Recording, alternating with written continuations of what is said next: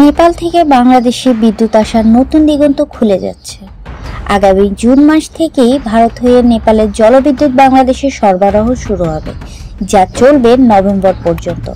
প্রথম পর্যায়ে 40 মেগাওয়াট বিদ্যুৎ পাওয়া যাবে। রোববার 23 ফেব্রুয়ারি সচিবালয়ে বাণিজ্য উপদেষ্টা শেখ বশির উদ্দিনের সঙ্গে সৌজন্য সাক্ষাতে নেপালের রাষ্ট্রদূত ঘনশ্যাম ভান্ডারী এই সুখবর জানান। তিনি আশাবাদী যে ভবিষ্যতে বিদ্যুৎ সরবরাহের পরিমাণ আরও বাড়বে। রাষ্ট্রদূত ভান্ডারী বলেন, বাংলাদেশ ও নেপালের সম্পর্ক শুধু কূটনৈতিক নয়, বরং ঐতিহাসিক এবং চমৎকার। আমরা বাংলাদেশ থেকে কৃষিজাত পণ্য আমদানি করি, আর এখন বিদ্যুৎ রপ্তানির মাধ্যমে এই সম্পর্ক আরও গভীর হবে। বাণিজ্যিক উপদেষ্টা শেখ বশির উদ্দিনও একমত, আমাদের দুই দেশের অর্থনৈতিক উন্নয়নে আরও ঘনিষ্ঠভাবে কাজ করা দরকার।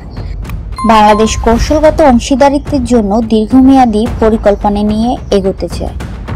এই বিদ্যুৎ সহযোগিতার ভিত্তি রাখা হয়েছিল 2023 সালের 3 অক্টোবর, যখন বাংলাদেশ, নেপাল ও ভারতের মধ্যে ত্রিপক্ষীয় চুক্তি স্বাক্ষরিত হয়। এর ফলে ভারতীয় সঞ্চালন লাইন ব্যবহার করে নেপালের বিদ্যুৎ বাংলাদেশে আসতে পারবে। চুক্তি অনুযায়ী 2025 থেকে 2029 সাল পর্যন্ত প্রতি বছর 15 জুন থেকে 15 নভেম্বর পর্যন্ত নেপাল বাংলাদেশে বিদ্যুৎ সরবরাহ করবে। প্রতি ইউনিট বিদ্যুতের মূল্য নির্ধারণ হয়েছে 8.17 রুপি, যেখানে ভারতের সঞ্চালন খরচও অন্তর্ভুক্ত। বিদ্যুৎ সহযোগিতার এই নতুন যাত্রা শুধু দুই দেশের অর্থনীতিকেই সমৃদ্ধ করবে না, বরং আঞ্চলিক শক্তি সহযোগিতার দৃষ্টান্ত হিসেবেও কাজ করবে।